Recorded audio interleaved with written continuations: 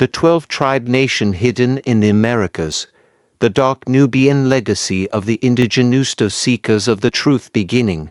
The origin of man was Nubian. Before we can trace the 12 tribes in the Americas, we must go back to the origin of mankind, and that origin was not whitewashed.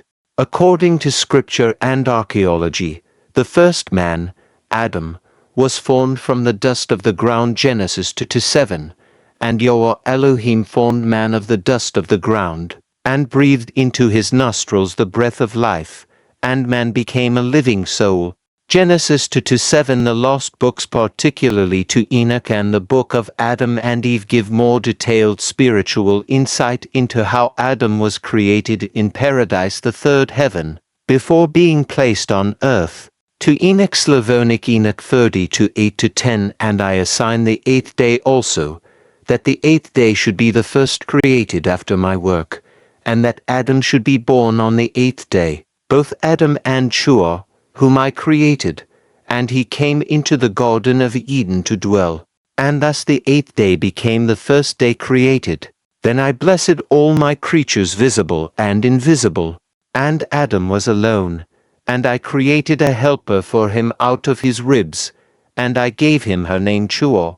This reveals that Adam and Eve were created in paradise, not first on the physical earth, but in the higher realm of Eden, the garden planted in the third heaven. See to Enoch 8:1-3. To Enoch 30:2-3. And I brought him into the paradise of Eden, that he should work it and guard it. And I appointed for him for special stars, and they are called the angels of the seasons, and they are over the 4 parts of the world. And I placed him on the earth, a second time on the same day on which he was created. And I blessed the 7th day, which is the Sabbath. This clarifies that Adam was first formed in paradise heaven, then placed on the earth after the fall of man. His body was made from heavenly matter, not just earthly clay. The Book of Adam and Eve, First Book of Adam and Eve 4:7-9. Then Yahuah said to Adam, I have ordained on this earth days and years, and you and your seed shall dwell and walk in it, until the days and years are fulfilled. Then I shall send the word that created you, and against whom you have transgressed, the word that made you come out of the garden and raised you when you were fallen. This book affirms that Adam's origin was heavenly and spiritual. He was created by the word Yahushua in his pre-incarnate form, placed in Eden, and then sent to dwell on the earth. Summary: the deeper truth behind Genesis 2:7. Adam was formed by Yahuah from the dust, but not merely the dust of this physical earth. His creation began in a heavenly realm. The Garden of Eden was not just a place on earth, but originally located in paradise, third heaven.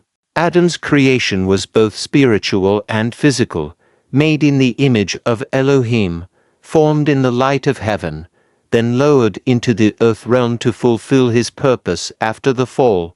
The lost books confirm that mankind's original form was holy, set apart, and not carnal or corrupted until the fall. And Yahuah Elohiym formed man of the dust of the ground, Genesis 2:7. The Hebrew word for Adam means ruddy, or reddish-brown, describing a dark-skinned man who could blush. From this beginning came a dark-skinned people, commonly referred to as Nubians, who populated the ancient lands of Africa, Mesopotamia, and what we call the Middle East today. The 12 tribes of Israel descended from a dark-skinned people, Hebrews, not Europeans. They were Nubians by blood, sharing close ties with their cousins from Ham and Japheth, the other sons of Noah. Noah's 3 sons, one bloodline, many nations. Noah's son Shem, Chem, and Japheth spread out after the flood, Genesis 10. The 12 tribes come through Shem, while Chem populated Cush, Ethiopia, Mitzrayim, Egypt, Phut, Libya, and Canaan. Japheth populated parts of Europe and Asia. But all 3 sons were born of Noach, a righteous dark-skinned man, and shared the Nubian genetic root. The confusion began when European colonizers rewrote history, painting these ancient peoples as white, stripping their original tongue, land, and color. This was part of a plan to erase the chosen and exalt the false image of Yisrael. Job 30:30. And my skin is black upon me, and my bones are burned with heat. Song of Solomon 1-5. I am black, but comely, O ye daughters of Jerusalem, Jerusalem, indigenous tribes of the Americas, dark sons of Yisrael. When we speak of the indigenous people of the Americas, the so-called Native Americans, Afro-Indigenous, Afro-Latinos, and pre-Columbian Caribbean nations, we are speaking of the dark nations of Yisrael in exile. Many of these tribes preserved oral traditions, physical customs, and spiritual knowledge that matched the Hebrew scriptures. Scattered and hidden, the tribes in the Americas after the Assyrian captivity, the 10 northern tribes of Yisrael fled.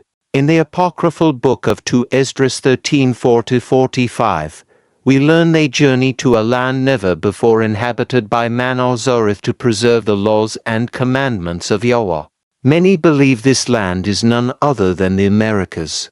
When the so-called discovery of the New World took place, the indigenous peoples that were found already dwelling across North, Central, and South America shared Hebraic customs, languages, and spiritual practices. These were not pagans, as falsely labeled by the oppressors. They were a hidden remnant of the house of Yisrael. Among these indigenous nations were warrior tribes known for resisting foreign invasion, fulfilling the prophecy about Gad, who would be overcome by a troop but overcome in the end. Agricultural and astronomical societies, such as the ancient Mexica Aztecs, whose knowledge of calendars, seasons, and labor aligns with Issachar, a tribe known for bearing heavy burdens and understanding the times. Coastal tribes and seafarers, those who lived along the isthmuses and shores corresponding with Zebulun, who would dwell at the haven of the seas. Poetic, peaceful people in the regions of the southern Andes, echoing the nature of Naphtali, who gives goodly words. Communities richly blessed with oil, fertile lands, and abundant resources throughout South America, reflecting the promise over Asher, whose bread would be rich and who would produce royal dainties. And what of the enslaved and scattered? The Afro-Indigenous, the Afro-Caribbeans, and the so-called African Americans. Many of these souls are Judah, Benjamin, and Levi, the southern kingdom tribes taken in chains. These tribes brought the knowledge of the priesthood, music, and spiritual warfare into the lands of their captivity, keeping the covenant in secret even through oppression. To Esdras 13, the 10 tribes journey to a new land. They took this counsel among themselves, that they would leave the multitude of the heathen, and go forth into a further country, where never mankind dwelt, that they might there keep their statutes. To Esdras 13:41-42. This verse is key. The 10 tribes, fleeing Assyrian captivity, crossed over to Azareth, understood to be the Americas, to preserve their covenant. They were dark-skinned descendants of Shem, reuniting and intermixing with other Nubian cousins from Chem's line who were already dwelling across the coasts and islands. Captivity, whitewashing, and the hidden one. Shen colonizers arrived. They enslaved these dark nations, both African and indigenous, not because of their skin color alone, but because of their identity. They were the children of Yisrael. Satan was working through Babylon, Rome, America, and European empires, sought to destroy their name. They have said, "Come, and let us cut them off from being a nation, that the name of Yisrael may be no more in remembrance." Psalm 83:4. Through enslavement, forced religion, and rebranding, they created a whited-out version of Yisrael, a counterfeit image. The truth returns in the last days, but the prophecy stands. The dry bones shall live again. Ezekiel 37. And he shall set up an ensign, and gather the dispersed of Yehudah from the four corners of the earth. Isaiah 11:12. The true Israelites, the dark-skinned, melanated, and rejected peoples of the earth are rising and remembering who they are. The Americas, once a land of captivity, is also the land where truth is being restored. To seekers of the truth, 12 tribes were never lost to Yahuah. They were hidden from man, scattered, enslaved, and silenced but not destroyed. You, O seeker, are part of a prophetic awakening. Whether you are Afro-Indigenous, Native, Afro-Caribbean, or from the Latin tribes, you may be Israel. Seek Yahuah. Return to the covenant. Walk in the truth. You only have I known of all the families of the earth. Amos 3. To Selah and Shalom, to the seekers of the truth be divine gloria Yisrael, blessed be Yahuah Elohiym of Yisrael, for he hath visited and redeemed his people. Luke, remember to seek the Most High for provisions and guided answers only, not man. Check out my Linktree for spiritual and spiritual realm books on Amazon. Click the like button. And please subscribe so I can continue bringing yours content to this channel in a descriptive way. Thanks for watching.